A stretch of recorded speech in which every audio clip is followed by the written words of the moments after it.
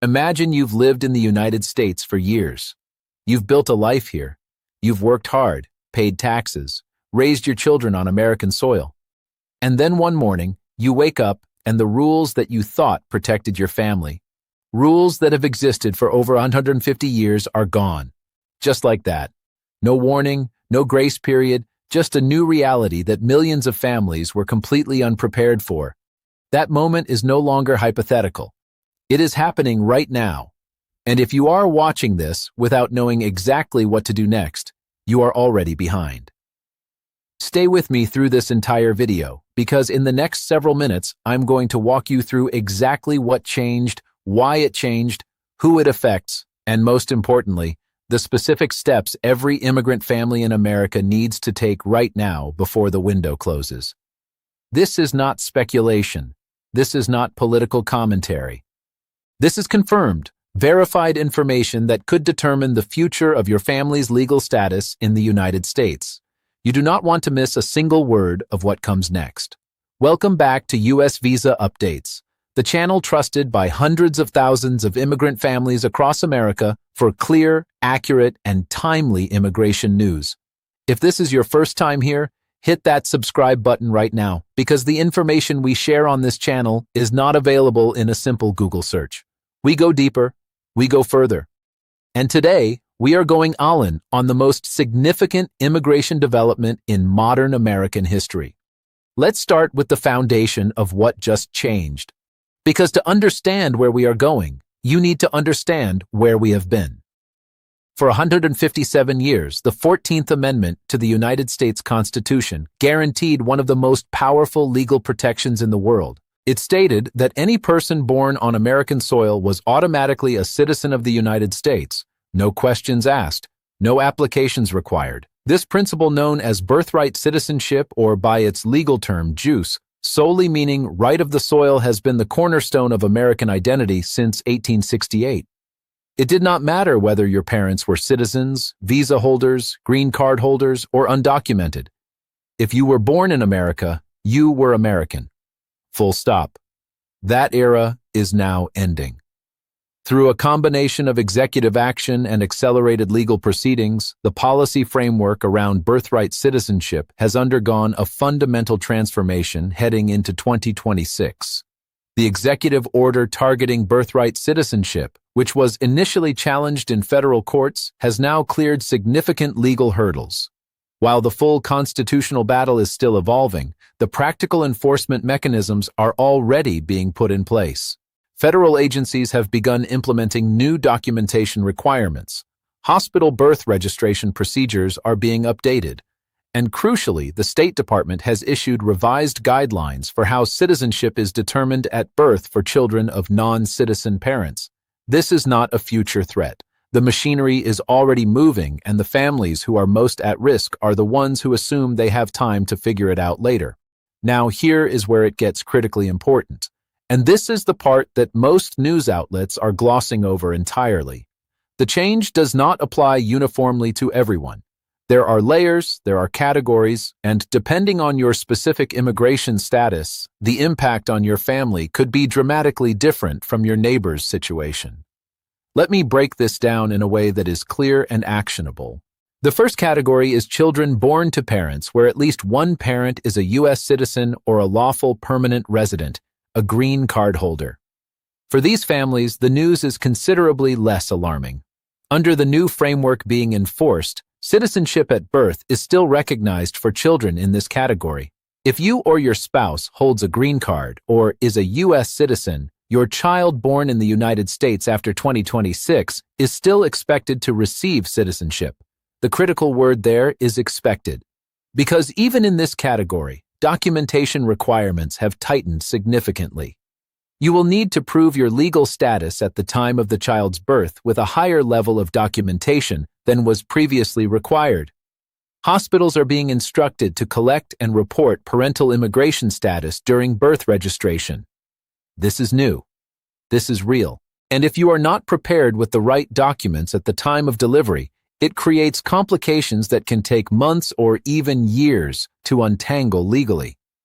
The second and far more vulnerable category involves children born to parents who are present in the United States on temporary visas, F1 student visas, H-1B work visas, B-1 and B-2 tourist and visitor visas, and other non-immigrant classifications.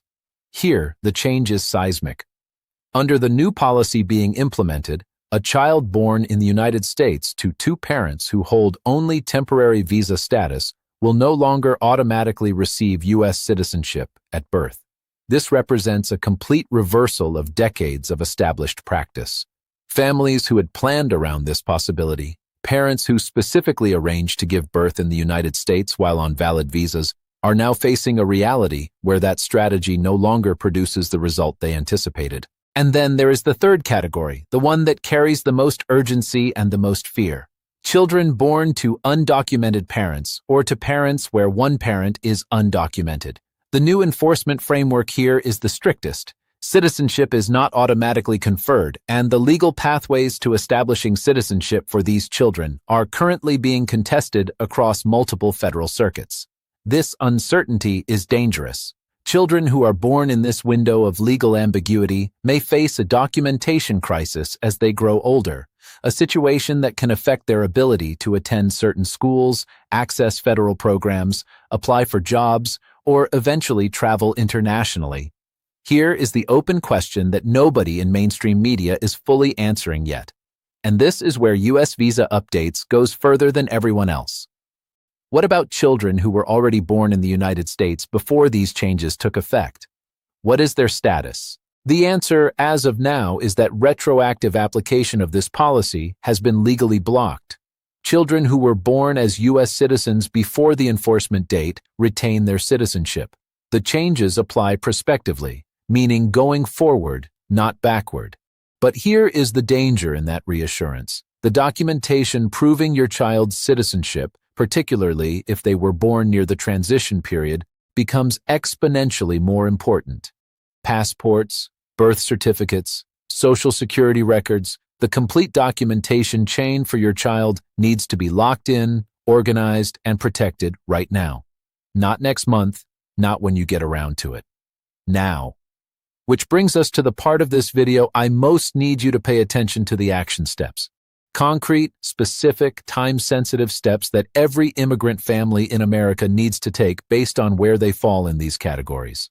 If you currently hold a green card or are a U.S. citizen with a non-citizen spouse, your first priority is to apply for or renew your naturalization if you have been eligible and have been delaying. The clock on that decision just became significantly more important. A naturalized citizen in the household changes the calculus for your entire family's future children under the new framework.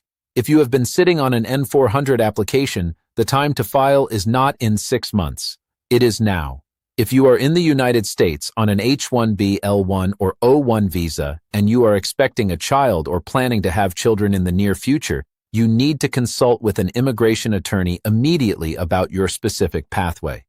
The intersection of your visa classification, your country of origin, your employer's role in your immigration case, and your timeline to permanent residency all factor into what happens with your child's citizenship status. There is no universal answer here. Your situation is specific, and generic advice from a social media post or a family friend is not sufficient for the decision you are facing. If you are on an F1 student visa and you have given birth in the United States or are currently pregnant, the urgency is even higher. F1 visa holders represent one of the largest groups affected by the new temporary visa provision. If your child was born before the enforcement date, secure their birth certificate and social security card immediately and apply for their U.S. passport as documented proof of their citizenship status. Do this even if you are not planning to travel internationally. A U.S. passport is the gold standard document for proving citizenship, and having it in hand before any further policy changes occur creates a legal shield that is very difficult to challenge. If you are undocumented or have mixed status family members, the conversation becomes more complex and more urgent. Simultaneously, there are legal organizations operating across the United States that specialize in exactly this situation. Organizations like RACES, the National Immigration Law Center, and the Immigration Advocates Network provide low-cost and sometimes free consultations for families in vulnerable immigration situations. Reaching out to them now before a crisis develops is infinitely more effective than reaching out after one. And if you have children who were born in the United States under the old framework, getting a passport in their name now is the single most important thing you can do to protect their status from future administrative challenges. Now, let me address something that a significant portion of the U.S. Visa Updates audience has been asking about the legal challenge landscape because this story is not over. The Birthright Citizenship Executive Order and the implementation policies have generated an enormous volume of federal litigation. Multiple circuit courts have issued conflicting rulings. The Supreme Court has been signaled that this issue will likely come before it and that legal uncertainty cuts both ways. Yes, it means there is a chance that portions of this policy get overturned or modified, but it also means that families who are waiting to see how the lawsuits turn out before taking any action are making an extraordinarily risky bet. Courts move slowly, policy implementation moves quickly, and the families who prepared, regardless of the legal outcome, will be in a far stronger position than those who were waiting for a court to save them.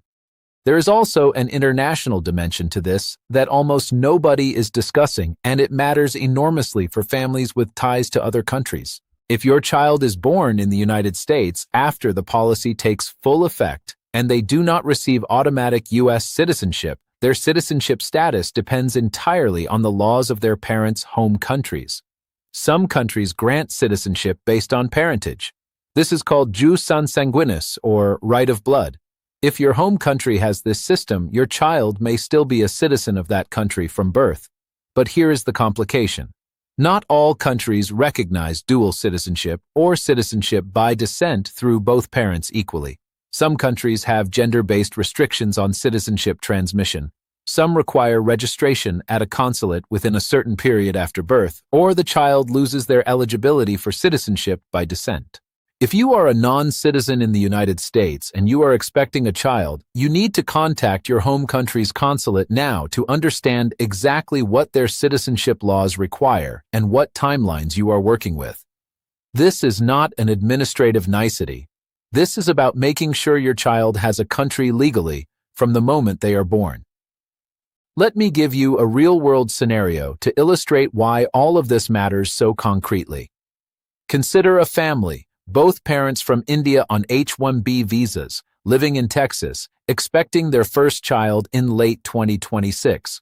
Under the old rule, their child would be born a U.S. citizen, period. Under the new framework, that child's citizenship is not automatic. The parents are on temporary visas. Under the new policy guidance, the child would not receive automatic citizenship. The parents are in the middle of a long, backlogged green card process common for Indian nationals due to per-country caps, and their priority date is still years away. Meanwhile, India grants citizenship by descent, but requires consular registration within a specific window. If this family is not aware of these requirements and misses the registration window with the Indian consulate, their child could be in a genuinely precarious legal position, not automatically American under the new rules, and not registered as Indian because the parents assumed the American system would handle it. That scenario is playing out for real families right now, and the difference between the families who navigate it safely and the ones who face a crisis is almost always the same thing: information and preparation. And one more thing before we close, and this one is important. There is a wave of misinformation moving through immigrant communities right now about this topic. People are sharing outdated information, incorrect legal interpretations, and, in some cases, outright false claims about what the new policies do and do not cover. Some of that misinformation is innocent, people sharing what they think they understood. Some of it is less innocent, coming from individuals looking to profit from fear by selling legal services that are not necessary, or worse, scamming families out of money for filings that do not exist. If someone is telling you that you need to pay them urgently to protect your child's citizenship through some special filing process that you have never heard of before, that is a red flag. Real immigration attorneys do not operate through panic and urgency. They operate through consultation, documentation, and process. The U.S. Visa Updates channel exists precisely to cut through that noise and give you verified, trustworthy information so you can make informed decisions, not fear-driven ones. Here is where we stand. Birthright citizenship, as it has existed since 1868, is undergoing its most significant transformation in American history. The policy changes are real. They are in motion, and they have different implications for different categories of families. Children of citizens and green card holders remain protected but with tighter documentation requirements. Children of temporary visa holders face new uncertainty and risk. Children of undocumented parents face the highest level of vulnerability. And all families, regardless of status, need to be proactive right now about documentation, legal consultation, and understanding their specific situation rather than relying on general assumptions. The families who will come through this transition with their status protected and their futures secure are not necessarily the ones with the most money or the most powerful lawyers. They are the ones who got informed early, took the right steps in the right order, and did not wait for someone else to solve this for them. That is exactly why this channel exists and exactly why you are here. If this video helped you understand something that you did not fully understand before, please take 2 seconds and hit that like button. It costs you nothing, and it helps this information reach the families who need it most. Share this video with anyone in your family, your community, or your social network who has children or is expecting children and is living in the United States on any immigration status. This is the kind of information that changes outcomes. And subscribe to U.S. Visa Updates if you have not already, because we are going to continue covering every development in this story as it unfolds. The court decisions, the new agency guidelines, the consular updates, and the practical action steps you need to stay ahead of every change. The rules of American citizenship just changed. The families who know that and act on it will be okay.